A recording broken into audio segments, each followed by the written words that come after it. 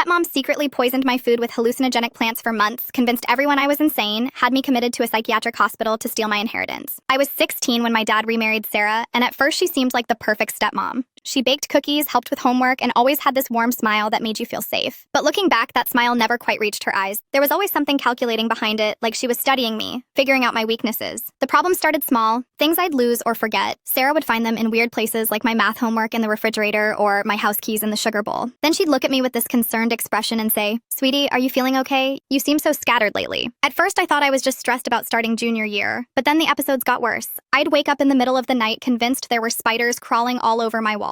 I'd scream and my dad would come running, but there was nothing there. Sarah would hold me and whisper, "It's okay, honey." Sometimes teenagers have vivid nightmares.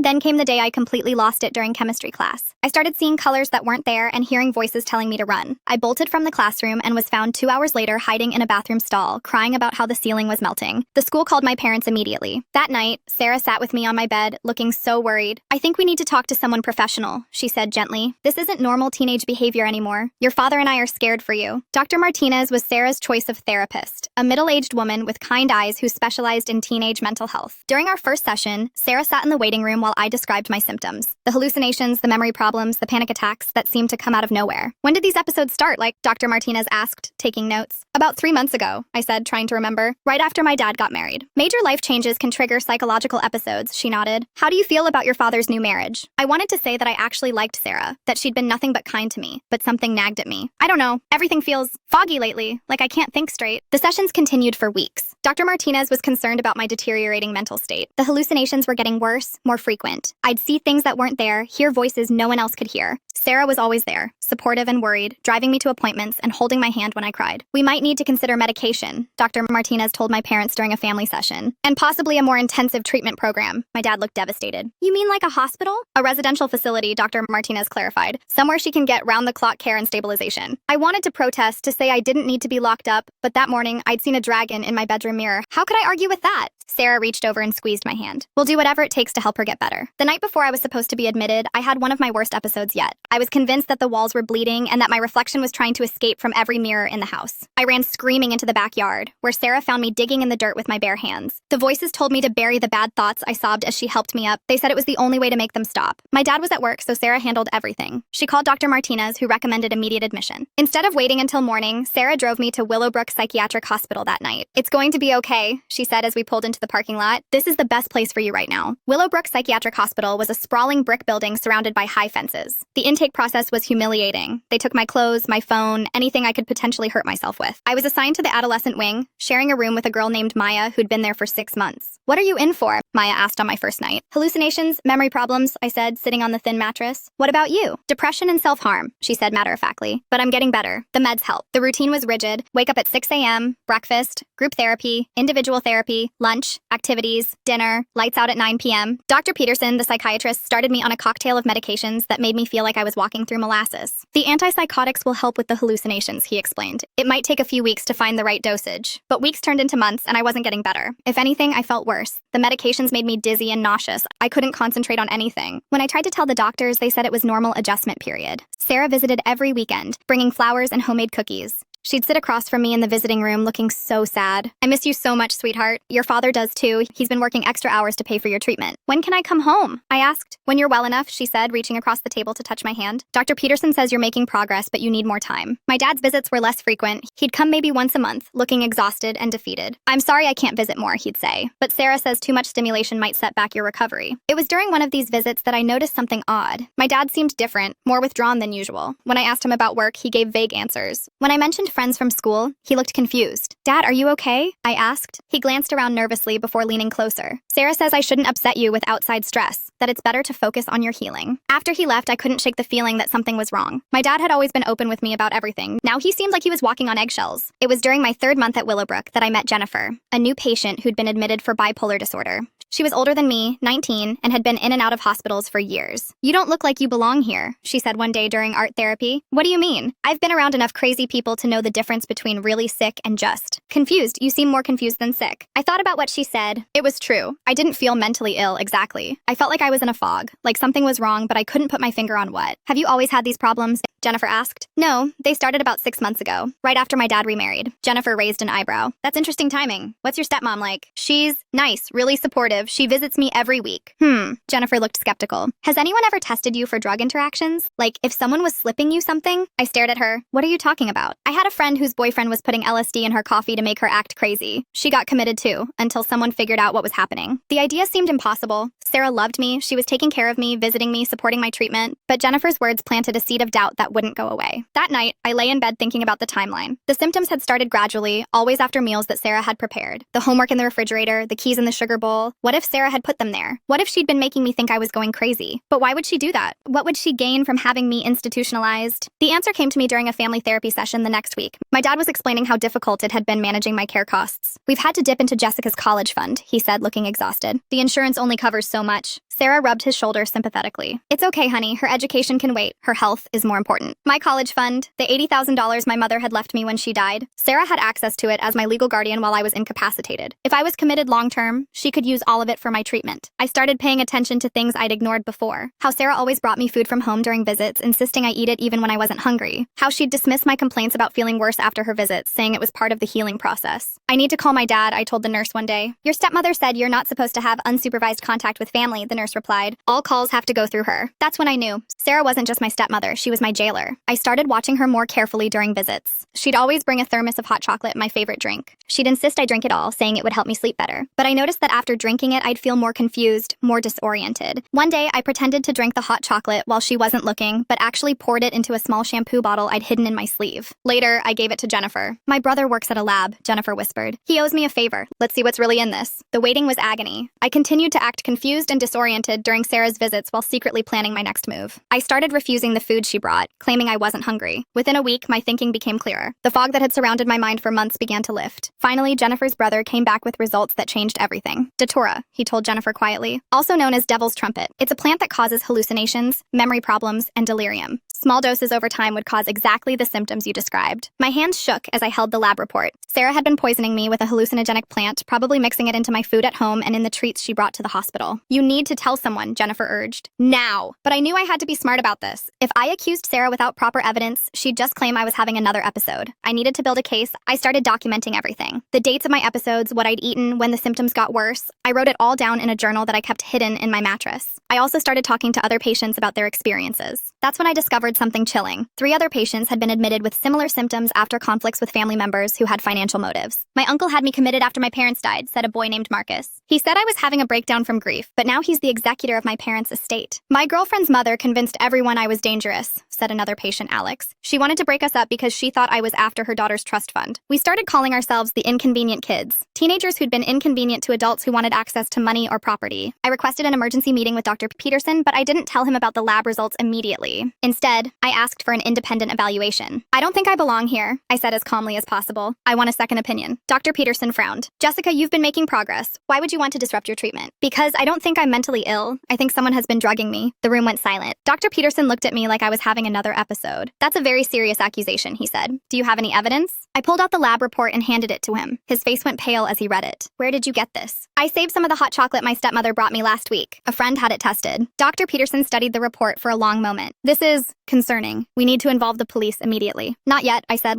I want to be discharged first. If Sarah finds out I know, she might try to cover her tracks. The next 48 hours were a whirlwind. Dr. Peterson ordered immediate blood tests that confirmed traces of datura in my system. Child Protective Services was called. My discharge was expedited. But Sarah didn't know any of this. She was told I was being moved to a different facility for specialized treatment. She seemed concerned but not suspicious. I'll miss our visits, she said, hugging me goodbye. But if this new place can help you get better faster, it's worth it. I wanted to scream at her to tell her I knew what she'd done. But I needed her to feel safe, to think her plan was working. Instead of going to another facility, I was discharged to a group home while the investigation began. Detective Morrison, who specialized in domestic crimes, interviewed me extensively. How long do you think she was drugging you? He asked. At least 6 months, I said. Maybe longer. The symptoms started gradually. And you believe she did this to access your college fund? That's part of it. But I think she also wanted me out of the way. She never wanted to be a stepmother. her. She wanted my dad to herself. Detective Morrison nodded grimly. We see this more often than you'd think. Family members who eliminate inconvenient relatives for financial gain. The investigation moved quickly. Police searched our house while Sarah was at work, finding a small garden behind the garage where she'd been growing datura plants. They also found my missing belongings, the homework, the keys, all the things that had made me think I was losing my mind. But the most damning evidence was in Sarah's computer. Emails to Dr. Martinez discussing my deteriorating condition, online searches for how to make someone appear mentally ill, and plants that cause hallucinations. And most shocking of all, a detailed plan for accessing my college fund once I was declared mentally incompetent. She'd been planning this for months, maybe even before she married my dad. The confrontation happened on a Tuesday. I was in the group home when Detective Morrison called. We've arrested Sarah, he said. She's being charged with child abuse, fraud, and attempted murder. Attempted murder. The words hit me like a physical blow. Sarah hadn't just been trying to steal my money, she'd been trying to destroy my entire life. My dad was devastated when he found out. He came to see me at the group home, looking like he'd aged 10 years in one day. I'm so sorry, he said, tears streaming down his face. I should have known. I should have protected you. How could you have known? I asked. She fooled everyone. The doctors, the therapists, even me. But you figured it out, he said. You saved yourself. Over the next few weeks, more details emerged about Sarah's plan. She'd been researching my family for months before she even met my dad. She knew about my mother's life insurance policy, my college fund, everything. She'd targeted my dad specifically because he was a widower with a vulnerable teenager and money. She's a predator, Detective Morrison explained. This isn't her first time. We're investigating 2 other cases where she may have done similar things. The trial was a media sensation. Stepmom poisons teenager to steal college fund made headlines across the country. Sarah's defense attorney tried to argue that she'd been trying to help me, that the datura was for her own medical condition and had accidentally contaminated my food. But the evidence was overwhelming. The garden, the internet searches, the systematic way she'd isolated me from my father and friends, the gradual increase in dosage as my body built tolerance. Dr. Martinez testified that she'd been manipulated too. Sarah was very convincing, she said. She presented as a concerned parent dealing with a troubled teenager. I believed her completely. Maya, my roommate from the hospital, testified about the conversations she'd witnessed. Sarah would visit and Jessica would always get worse afterward. We all noticed it, but we thought it was just because visits were emotionally difficult. Jennifer testified about her suspicions and how she'd helped get the hot chocolate tested. I've been in enough psychiatric facilities to know the difference between real mental illness and someone who's being drugged. Jessica was being drugged. The jury deliberated for less than 4 hours. Guilty on all counts. Sarah was sentenced to 15 years in prison. The college fund was restored, plus damages for pain and suffering. But no amount of money could give me back those 3 months of my life or the trust I'd lost in my own mind. Recovery was a long process. I had to learn to trust my own perceptions again, to believe that what I was seeing and feeling was real. The real Dr. Martinez, not the one Sarah had been manipulating, helped me work through the trauma. What you survived was a form of psychological torture, she explained. Gaslighting combined with actual chemical manipulation. Your brain had to fight both the drugs and the psychological manipulation. I finished high school through a combination of tutoring and online classes. The hospital stay had put me behind, but I caught up quickly once the fog lifted from my mind. College was a fresh start. I chose a school far from home where nobody knew my story. I studied psychology, wanting to understand what had happened to me and maybe help others who'd been through similar situations. It was during my sophomore year that I got a letter from Sarah. She was allowed to send mail from prison, and somehow she'd gotten my address. Dear Jessica, it read, I know you hate me and I understand why, but I want you to know that I never meant for things to go so far. I was jealous of your relationship with your father and I made terrible choices. I'm getting help now and I hope someday you can forgive me. I threw the letter away without finishing it. Some things don't deserve forgiveness. My junior year, I started speaking at conferences about medical gaslighting and psychiatric abuse. My story resonated with others who'd been manipulated and dismissed by the mental health system. The most insidious part, I would tell audiences, wasn't the poisoning itself. It was how everyone believed I was crazy. How I started to believe it myself. After each speech, people would come up to me with their own stories. Adult children whose parents had convinced doctors they were mentally ill to gain control of their finances. Spouses who'd been systematically drugged to appear unstable during divorce proceedings. The problem was bigger than I'd realized. During my senior year, I was contacted by a documentary filmmaker who wanted to tell my story. Poisoned Mind premiered at Sundance and later aired on HBO. The film sparked conversations about how easy it is to manipulate the mental health system and how vulnerable patients can be exploited. Sarah watched the documentary from prison. She wrote me another letter afterward, this time angry and defensive. You've ruined my life, she wrote. I made mistakes, but you've turned me into a monster. I lost everything because of you. This time I wrote back. Sarah, I replied, you lost everything because of your own choices. I was a child and you poisoned me. You stole my money, my education, my trust in reality itself. You didn't make mistakes. You committed crimes. And I'm not sorry that you're facing consequences. I never heard from her again. My relationship with my dad slowly healed. He divorced Sarah while she was awaiting trial and spent years in therapy dealing with his own guilt and trauma. He'd been manipulated too, in his own way. I keep thinking about all the signs I missed, he told me one day. How she always insisted on making your food, how she discouraged me from visiting you alone at the hospital, how she always had explanations for everything. She was good at it, I said. She fooled professionals who were trained to spot deception. But I was your father. I should have known. You trusted your wife. That's not a character flaw, Dad. That's normal. 2 years after graduation, I was working as a victim advocate when I got a call from Detective Morrison. Sarah's being released early, he said. Good behavior. I thought you should know. My stomach dropped. When? Next month. She's required to stay in state and can't contact you directly, but I wanted you to be prepared. I moved across the country within 3 weeks. New job, new apartment, new identity. I wasn't taking any chances. But Sarah didn't try to contact me. According to Detective Morrison, she'd gotten a job at a hardware store and was living in a halfway house trying to rebuild her life. She seems to understand the severity of what she did, he told me, but I'd still be careful. 5 years later, I was married to David, a psychiatrist who specialized in trauma recovery. We'd met at a conference where I was speaking about my experience. You're the strongest person I know, he told me on our wedding day. What you survived would have broken most people. I had good reasons to survive, I said. I wanted to make sure it didn't happen to anyone else. We were planning to start a family when I got the call that changed everything. Sarah had been arrested again, this time for attempting to poison her elderly neighbor. She was trying to get access to the woman's social security checks, Detective Morrison explained. Same pattern as before, gradual poisoning to make the victim appear mentally incompetent. The elderly woman, Mrs. Chen, had been Sarah's neighbor for 6 months. Sarah had befriended her, offering to help with grocery shopping and household tasks. But Mrs. Chen's daughter noticed her mother becoming increasingly confused and paranoid. She started having episodes where she couldn't remember basic things, the daughter testified. She'd forget my name, get lost in her own house. Mom was sharp as a tack before Sarah moved in next door. When Mrs. Chen was taken to the hospital, doctors found traces of the same plant-based toxin in her systems. Sarah had been mixing it into tea she brought over during her daily visits. I testified at her second trial via video link, not wanting to be in the same room as her. This time, she was sentenced to life in prison. The defendant has shown a pattern of predatory behavior, the judge said. She targets vulnerable individuals and systematically destroys their lives for financial gain. She cannot be allowed to continue. After the trial, David and I decided to start a foundation for survivors of medical gaslighting and psychiatric abuse. We called it the Clear Mind Foundation, dedicated to educating medical professionals about manipulation tactics and providing support for survivors. Our first major initiative was developing a screening protocol for psychiatric facilities. Red flags that might indicate a patient was being manipulated rather than genuinely mentally ill. If someone had known what to look for, I explained to a room full of doctors, my ordeal might have been much shorter. The foundation grew quickly. We received funding from several major medical organizations and began offering training programs nationwide. Within 2 years, we trained over 500 healthcare professionals to recognize signs of induced psychiatric symptoms. We also created a support network for survivors, people who'd been gaslighted by family members, manipulated by partners, or exploited by caregivers. Many had stories similar to mine: gradual poisoning, isolation, financial exploitation. It's more common than people think, David would tell journalists. Vulnerable individuals are targeted by people who want access to their money or property. The psychiatric system, unfortunately, can be weaponized by manipulative people. Our first child was born 3 years later, a daughter we named Hope. Holding her in my arms, I thought about all the things I'd almost lost: my education, my sanity, my future.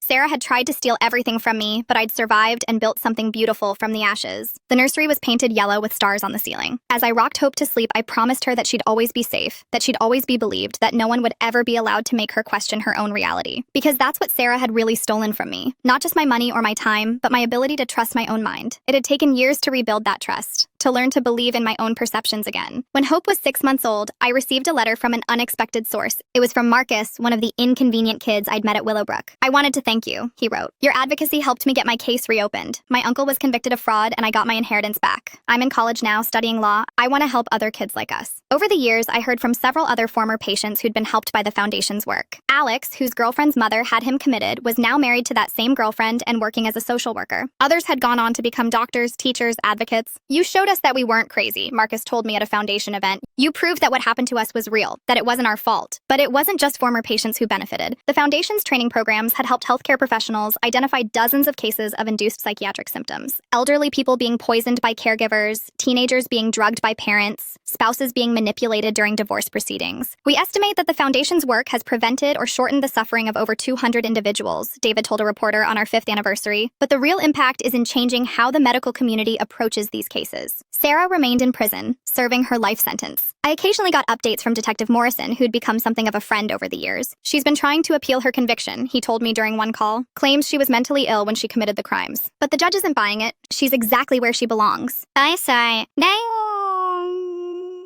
When Hope turned 5, she asked me why I gave speeches about hospitals and doctors. It was a difficult conversation, but I wanted her to understand the importance of speaking up when something feels wrong. Sometimes grown-ups make bad choices, I explained, and sometimes those bad choices hurt children. But children are stronger than grown-ups think. They can survive bad things and help make sure they don't happen to other children. Like you did? She asked. Like I did. On Hope's 7th birthday, I received an envelope with no return address. Inside was a newspaper clipping about Sarah's death in prison. She'd died of natural causes, the article said. Heart failure. I felt nothing. No satisfaction, no sadness, no relief. Just emptiness where anger used to be. That night, David found me sitting on our back porch, staring at the stars. How do you feel? He asked, sitting beside me. Free, I said finally. For the first time in years, I feel completely free. She can't hurt anyone else now, he said softly. No, but the system that allowed her to hurt people is still there. That's why the Foundation's work is so important. David nodded. You've turned your trauma into something that helps others. That's incredibly brave. I had to. What happened to me was horrible, but if I could use it to prevent even one other person from going through the same thing, then it wasn't completely meaningless. The next morning, I called Detective Morrison to tell him about Sarah's death. I figured you'd want to know, he said. Her cellmate said she'd been having chest pains for weeks but refused medical attention. Almost like she wanted to die. Maybe she did, I said. Living with what she'd done couldn't have been easy. You're more forgiving than I would be, Morrison said. She destroyed your childhood, tried to steal your future. I'm not forgiving her, I clarified. I'm just not letting her continue to control my life from prison. She's gone, and I'm still here. That's victory enough. After hanging up, I went to Hope's room where she was getting ready for school. Mommy, you look sad, she said, looking up from her backpack. A little, I admitted, but sometimes sad is okay. It means something important ended. Like when my goldfish died? Something like that. Hope hugged me tightly. I love you, Mommy. I love you too, sweetheart, more than you'll ever know. As I drove Hope to school that morning, I thought about the journey that had brought me here. From a confused, frightened teenager who thought she was losing her mind to a woman who'd built a life dedicated to helping others avoid the same fate. Sarah had intended to destroy me, to steal my future and leave me institutionalized and forgotten. Instead, she'd given me the experiences I needed to help hundreds of other people reclaim their lives. The Foundation continued to grow. We expanded our programs to include training for law enforcement, social workers, and family court judges. We developed resources for families dealing with suspicious psychiatric symptoms. We created a database of cases that helped researchers understand the scope of the problem. But most importantly, we gave survivors a voice. A place where they could tell their stories and know they'd be believed. Where they could find support and resources to rebuild their lives.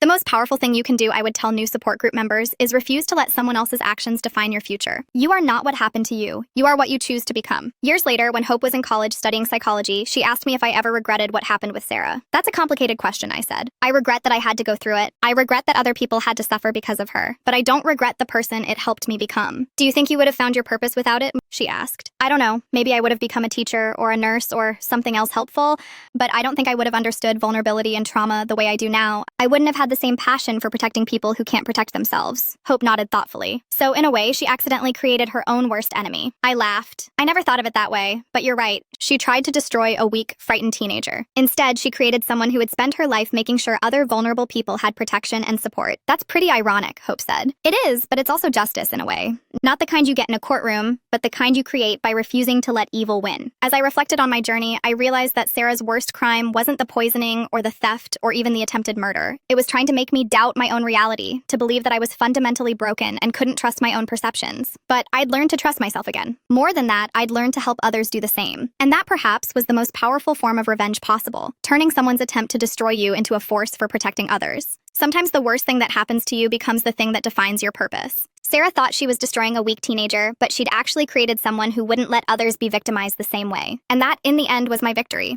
Not just surviving what she did to me, but ensuring that her evil would never again go unchallenged. Every person the Foundation helped, every case we solved, every professional we trained was a testament to the fact that truth and justice could prevail, even when the system seemed stacked against the vulnerable. Sarah had tried to write the ending to my story. Instead, I'd written my own, and it was a story of triumph, not tragedy, of healing, not just survival, of a life dedicated to making sure that no one else would have to endure what I had endured. That was worth more than any amount of money she could have stolen. That was worth everything.